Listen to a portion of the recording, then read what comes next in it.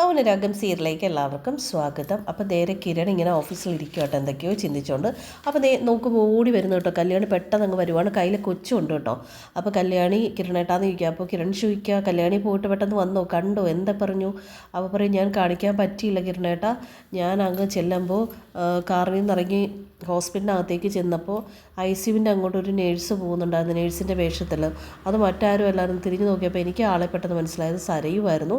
സരയു മനോഹരനെ കൊല്ലാൻ വേണ്ടിയിട്ട് ICUവിൽ കയറി.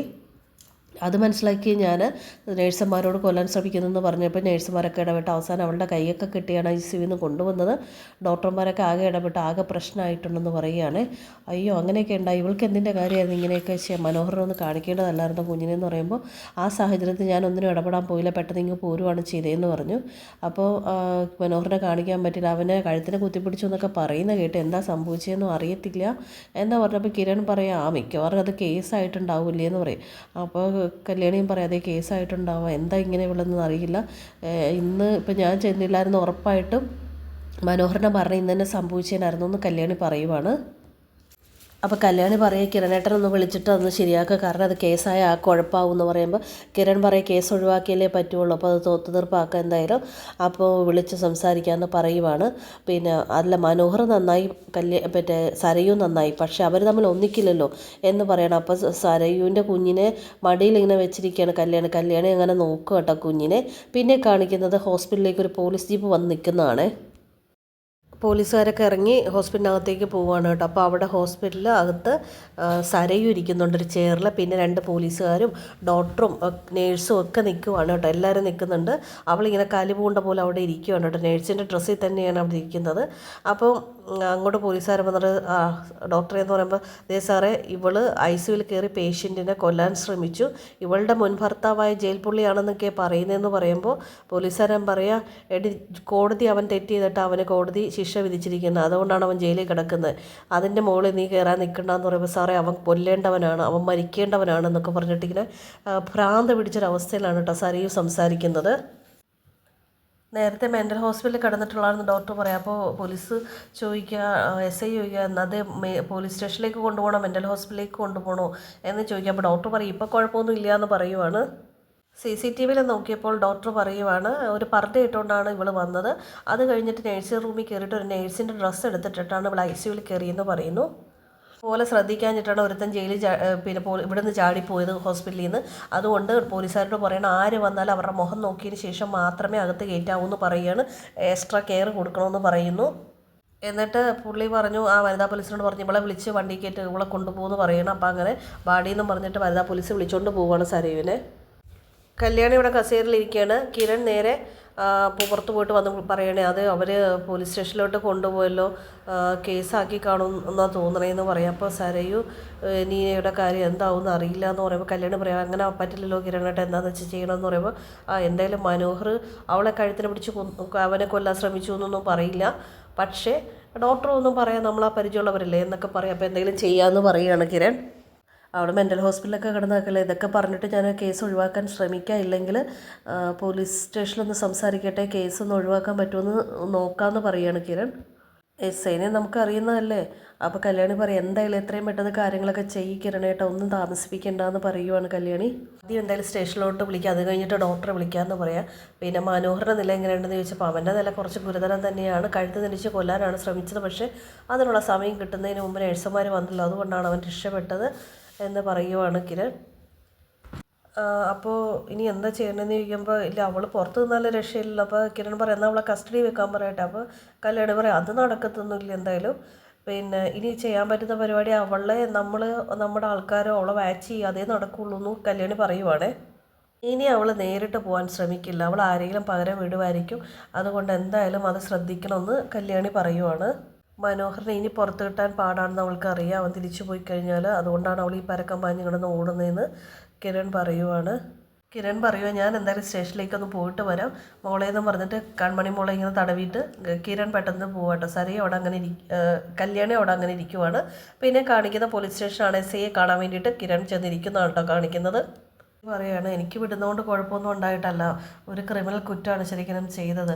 ഹോസ്പിറ്റലുകാർ അപ്പോൾ അവരോട് സംസാരിച്ചെന്ന് ചോദിക്കുമ്പോൾ ഞാൻ അവരോട് സംസാരിച്ചിട്ടാണ് വന്ന്, തലയ്ക്ക് സുഖമില്ലാത്ത കുട്ടിയാണ്, അപ്പോൾ ആ കാര്യങ്ങളൊക്കെ സംസാരിച്ചിട്ടാണ് വന്ന്, സാറൊന്ന് ഹെൽപ്പ് ചെയ്യണമെന്ന് കിരൺ പറയുവാണ്.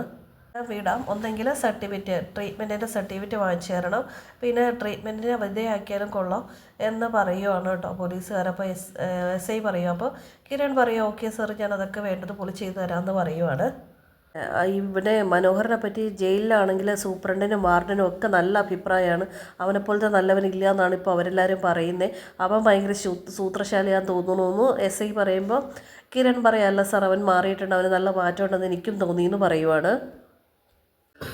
കിരൺ പറയുകയാണ് അവന് ആകെയുള്ളൊരു ആവശ്യം എന്താണെന്ന് പറഞ്ഞാൽ അവൻ്റെ കുഞ്ഞിനെ കാണണമെന്ന് മാത്രമേ ഉള്ളൂ. പക്ഷേ സരയു പറയുന്നത് അത് അവൻ്റെ നമ്പരാണെന്നാണ്. അപ്പോൾ SI പറയും അത് പറയാതിരിക്കാൻ പറ്റില്ല, കാരണം അവൻ ഓരോരോ പെണ്ണുങ്ങളെ വശത്താക്കി കല്യാണം കഴിക്കുകയോ മക്കളുണ്ടാക്കുകയോ അല്ലാതെ അവൻ്റെ പരിപാടി. അപ്പോൾ അവനൊരിക്കലും വിശ്വസിക്കാൻ പറ്റില്ല എന്നാണ് SI പറയുന്നത്. ഇപ്പോൾ 2-2.5 വയസ്സ് വരെ അവൻ താമസിച്ചുകൊണ്ടിരുന്നത് ആ കുഞ്ഞിനോടൊപ്പം അല്ലായിരുന്നോ, അതിൻ്റെ ഒരു സ്നേഹം കടപ്പാട് അവനുണ്ടാവും എന്ന് പറയാണ്. അപ്പോൾ SI പറയും ഓക്കെ, ഇപ്പോൾ എന്തായാലും ഇതൊക്കെ നടന്നതുപോലെ ആവട്ടെ, പക്ഷേ ഇനി ഇത് ആവർത്തിക്കാൻ നിൽക്കരുതെന്ന് പറയുവാണ് SI കിരണിനോട്. അപ്പോൾ സരയും അങ്ങോട്ട് വരുവാണ് കേട്ടോ. സരേനെ കൊണ്ട് ഒരു വനിതാ പോലീസ് വരും. അപ്പോൾ SI പറയണം അതെ ഒപ്പിട്ടിട്ട് പൊക്കോന്ന് പറയുമ്പോൾ പിന്നെ സരയ് പറയും ഞാൻ ഒപ്പിട്ടിട്ട് പോവില്ലായിരുന്നു സാർ, ആണുങ്ങളുടെ ജയിലിൽ തന്നെയാണ് പെണ്ണുങ്ങളെയും കൊണ്ടുപോകുന്നതെങ്കിൽ ഞാൻ ജയിലിലേക്ക് തന്നെ പോകുള്ളായിരുന്നു, എനിക്ക് അവനെ കൊല്ലുക എന്നത് ലക്ഷ്യം മാത്രമേ ഉള്ളൂ എന്ന് അവൾ അപ്പോഴും ഓപ്പണായിട്ട് പറയുവാണേ. അപ്പോൾ എനിക്ക് അവനെ കൊല്ലണം എന്നുള്ള ലക്ഷ്യം മാത്രമേ ഉള്ളൂ എന്ന് സരയ് വീണ്ടും വീണ്ടും പറയുവാണ്. പിന്നെ അവന് എന്ത് വന്നാലും ഞാനോ അല്ലെങ്കിൽ ആരെങ്കിലും അവനെ കൊന്നതിന് ശേഷം മാത്രമേ എനിക്ക് ഈ ജീവിതത്തിൽ സമാധാനമായിട്ട് ജീവിക്കാൻ പറ്റുള്ളൂ എന്ന് സരയു പറയുവാണ്. അപ്പോൾ SI ചോദിക്കുക എന്താ സാർ ഇവളീ പറയുന്നേ, ശരിക്കും പറഞ്ഞാൽ അവൻ ഇനി പുറത്തു വന്നാൽ ഞാൻ ഇനി അവനെ കൊല്ലാൻ ശ്രമിക്കും എന്ന് പറയുവാണ്. എന്നിട്ട് അവൾ പറയുവാണ് ശരിക്കും പറഞ്ഞ് ഇങ്ങനെയുള്ളവരെ കൊല്ലാൻ വേണ്ടിയിട്ട് സഹായിക്കേണ്ടത് നിങ്ങളെപ്പോലുള്ളവരാണ്, ഞങ്ങൾ പോലീസുകാരും ചോദിക്കണം കേട്ടോ. അപ്പോൾ പറയുന്നത് ഞാൻ ഇപ്പോൾ സത്യസന്ധമായിട്ടുള്ള കാര്യങ്ങളെ സംസാരിക്കാറുള്ളത് കൊണ്ട് ഞാൻ പറയുന്നു സാർ, അവൻ പുറത്തിറങ്ങിയാൽ ഇനിയും പല പെൺകുട്ടികളുടെ ജീവിതം നശിപ്പിക്കുന്ന കുറുക്കനാണ്, അങ്ങനെയുള്ളൊരു കുറുക്കൻ ജീവിച്ചിരിക്കേണ്ട ആവശ്യമുണ്ടോ എന്നൊക്കെയാണ് സരയ് പറയുന്നത്.